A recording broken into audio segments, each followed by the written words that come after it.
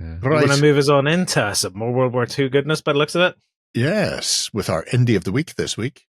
And we're going to be taking a look at some exceptional buildings via the medium of Mad Bob. Because we were... Somebody give us the nudge going, oh, have you seen these? Going, yes, we have. Went, have you done them as an indie? Went, pretty sure we have. But it was a good opportunity to come back and take a look at this for people who were unaware of Mad Bob's range of mad folding terrain. It is wild, this stuff. Yeah. It really is a lot. Now, we've two ways of doing this. Tab on the far right, Lloyd. Yes. Oh, folding terrain. Yes. That's what we're after. Yes. There was a dude who walked into the studio this week and set down a big box of stuff, says, I don't have space for this anymore. Would you like it? And it was all cool World War II stuff with like a 148 scale minis and then 148 tactics. Yeah, and then a bunch of this stuff. And I was like, I hadn't seen this stuff in reality. And then Justin whipped it out and went like a transformer. And I was like, what the? But that's why it's come full circle and we're back around to it. In fact, if you want to take a look at the ranges after you've shown people how the foldings work. Yeah, if any of us got one. No. See the last see the last link on that, which is a Kickstarter link. Yeah. Open that, and there's a couple of magnificent demonstrations. I want you to scroll down one bit and hit that play button, and you can go straight to 2 minutes and expand us. Too far, much too far. See, told you. There you go. So, as you can see, all the buildings come colored with a basic interior and all working doors. However, they're also collapsible. So when you do it, you fold the interiors, you snuggle them down, idea. And you can even take the gable ends, the eaves off, or you can leave them attached so you can give yourself more space for the storage of said buildings, which is really cute. The other building, he does exactly the same way, but he keeps the 2 floors on. He just, removes the roof, flattens it, and then you just make sure that you fold both at once. So it's exactly the same construction. You can drop them into single layers, or you can just do it as one double layered thing. So ideal buildings. If you go forward to that 3-minute mark to see the big one now, I know, I hate that. There we go. So the big factory, absolutely gorgeous bit of kit. Works slightly differently from the other ones in that the collapsible hinges are in a different formation. But again, roofs come off and then walls go down. We'll say the only downside, if downside it be, is because of the mechanization of the folding. There are noticeable hinges, as you can see them around there. Just where he's taking those eaves off at the moment. So you've got those bits sticking out. Yeah. However, I will take that slight detail for the ability to turn around and do this with what appears to be a 1 foot by 1.5 foot building, 20 centimeters by, 40, and then just fold it to that for storage. Such a good idea. I have 15 mil buildings at home that take up more of a footprint than that does when it's collapsed down completely. So after that, he just goes through more of the range and shows how they collapse. They all collapse the same way. So that gives you an idea of what the folding buildings are.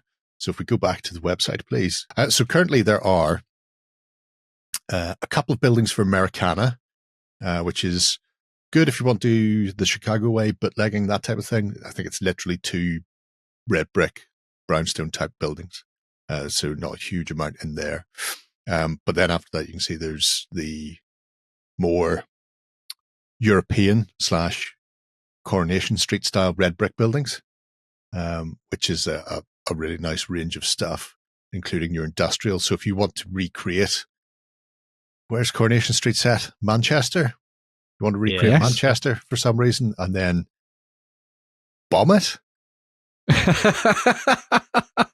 No, nothing good has ever come out of Manchester. You can do that.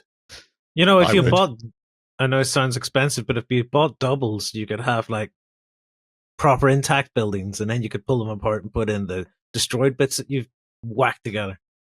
Maybe he has destroyed versions as well. There's a couple of destroyed There versions. are some yes. ruins, yeah. Yeah. Yeah. But I just like the idea of going from full intact, and as the Yeah. battle rages, the buildings turn into rubble. In a similar way that Micro Arts art have done. Yeah. Yeah. I mean, it's not beyond the realms of possibility if you want to do it. Cost-wise, they're not particularly bad, considering for pre-painted stuff. as well, the pre-painted bits. It's a nice set. He has a very simple system which goes in scale, essentially. So you've got size 1 to size 5. That big factory is size 5. And then the little single-story shack or shed is a size 1. Right. But even for these, the sort of the standard 2-story buildings, 20 quid. That's a bargain. Really 28 is. mil Yeah. that you don't have to do anything with, and then you can collapse it and fold it away. And if you're playing skirmish games as well, so you're only playing on what, like a 3x3, 4x4 table? Yep. Probably we're going to need a handful of these, probably 3 or 4 to make a little kind of like hamlet or something, or a street. Yeah, you can start small and go from there. Yeah. The stone buildings, those cottages and the castle, the church. Actually, it's Castle of God. Yep, Castle of God. Just getting a few of those and then doing it as a village or a couple of buildings out in a big green field. Church is particularly good for that. You don't have to go ham right off the start and build an entire terraced setup with very true. with Woolpack or whatever the pub's called, Coronation Street. Emmerdale. I don't know. They all look. I've never watched any of them in my life. They all look alike to me. You can crash a plane into Emmerdale, though. That's okay. Oh, well, that's good. Happened. So that's historically accurate. Yeah. This stone stuff and the sort of rendered stuff would be more the sort of stuff you're looking for if you want to do Normandy type of, wouldn't it? Rather than, you don't want this red brick stuff. That's not red Normandy looking. No, the red brick further inland. But the rendered in stone are good for 300 years ish. Pretty much. Oh, I see what you mean. A time period of 300 years. Yeah. They wouldn't look out of place if you stuck them down on a table for Napoleonics.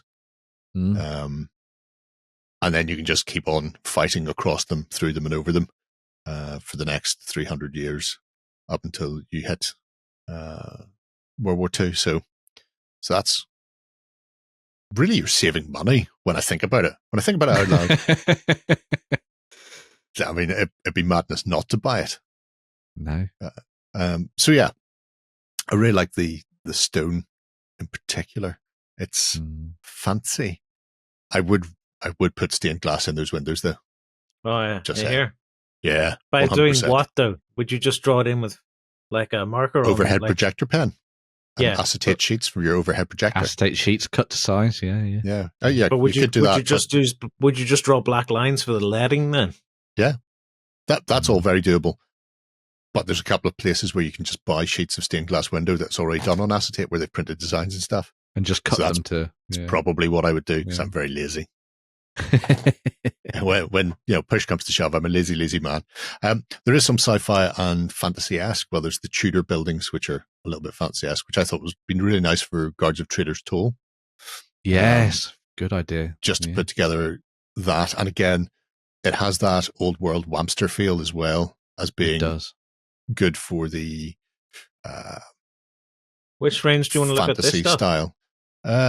Well, I was talking the fantasy. So if you have a look at, because that's ruins. I'm just going to look at the. It seems to you seem to see more if you just look at the general. Sure. Oh wait, that's the ones. Whatever makes you happy, Lloyd. We're very easygoing. Look at that. So little fantasy ruin is quite cute. But again, these are all collapsible. You can see the little hingings on them. This, I think, is the most interesting part of the whole kit and caboodle. The fact that you can put together a table's worth of terrain that you could then fold down and store in a really useful box. Just pack it away, yeah. Whereas I have a table's worth of terrain in several really useful boxes at the moment, and it's not been built yet by by Lloyd. So where's my room? But that flexibility, because storage for terrain is always the worst. It is the bugbear of a lot of people. Yeah. So many boxes of stuff. Mm. And just the ingenuity and genius of making them repeatably collapsible. So once you built them, you don't have to mess around ever again. I'm shocked nobody else had thought of this before. There's streets to go with this. But it turned out that Mad Bob is very clever. Not as mad as we all thought. Yeah. Well, it's interesting because this is the kind of stuff, because they originally, when it came out, I think they sold a lot of their stuff through Foreground when they were still around. And then obviously Mad Bob's done his own thing and it's all available on his own web store and stuff. But this seems like the kind of stuff that I would have thought Blacksite would have been doing like 2-3 years ago. Oh, Blacksite. Oh, no, actually, Blacksite. Yeah, Blacksite's years. But no, it's great that Mad Bob's still doing it, and hopefully he comes back with more projects and adds more terrain to the collection. Yeah.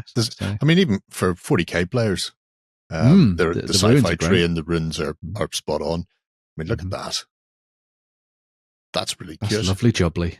It really is. I've got that, Matt. And he does other stuff buildings. Too. He does tanks and other vehicles for World War II. Bits and pieces, yes. But that's obviously not as important as the... that's not. As the insanely amazing folding terrain. The collapsing terrain. That's what we were here for. We're going to tease people with this then. Well, if they want to see that, they can go back and have a look at when we looked at that in detail in a previous Indie of the Week. It's a good idea. You'll find it via the medium of Google, folks. But yeah, just thought we'd lay that one out.